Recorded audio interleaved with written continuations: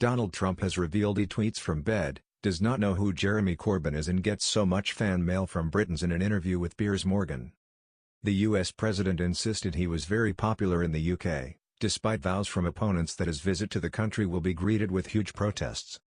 In his first international TV interview, Trump insisted, "I think I'm very popular in your country. I get so much fan mail from people in your country, they love my sense of security and what I'm saying about many different things. We get tremendous support from people in the UK." When Morgan mentioned the leader of the opposition, Labour's Jeremy Corbyn, and London Mayor Sadiq Khan, both of whom have been critical of Trump, the president replied, "I don't know the man." Trump said he usually tweets at breakfast or over lunch before getting down to the work of government in the day. Speaking to Morgan on ITV from the World Economic Forum in Davos, the president said, "Perhaps, I tweet, in bed, perhaps sometimes at breakfast and lunch. Generally speaking during the early morning I can do that, then I am busy during the day. I sometimes just dictate out things to my people." Mr. Trump also mentioned that his mother, Mary, was born in Scotland and said he loves the UK. "The real me is somebody that loves Britain, loves the UK. I love Scotland," he said. "One of the biggest problems I have in winning, I won't be able to get back there so often. I would love to go there." Morgan came to the issue of Jeremy Corbyn and Sadiq Khan when discussing Mr. Trump's biggest critics in the UK. When the presenter mentioned that both politicians wanted him to stay away from the UK, Mr. Trump said, "I don't know the man, I don't know the man." The president has a long-running enmity with Mr. Khan. Last year he was scathing about the London mayor response to the terror attacks in Westminster and London Bridge. He tweeted, "At least 7 dead and 48 wounded in terror attack, and Mayor of London says there is no reason to be alarmed."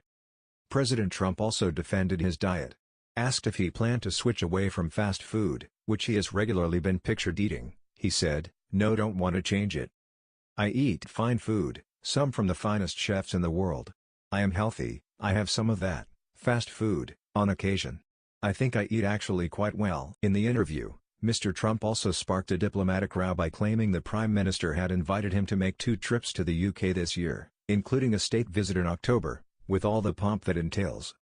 And in a snub to Mrs. May, the president said he would have taken a much tougher stance than Mrs. May towards Brussels. His intervention could undermine the moves he made earlier to repair the transatlantic special relationship by singing the praises of Britain and saying how much he supported and respected Mrs. May. However, his comments to Mr. Morgan were more critical. When asked if he thought the Prime Minister was in a good position regarding Brexit talks, Mr. Trump replied, "Would it be the way I negotiate? No, I wouldn't negotiate it the way it's being negotiated. I would have had a different attitude." Pressed on how his approach would have differed from that of Mrs. May, he said, "I would have said that the European Union is not cracked up to what it's supposed to be. I would have taken a tougher stand in getting out." The comments will boost those calling for a hard Brexit, led by Boris Johnson. Mr. Trump claimed he was not surprised by the result of the EU referendum. "I said that, because of trade, but mostly immigration, Brexit is going to be a big upset.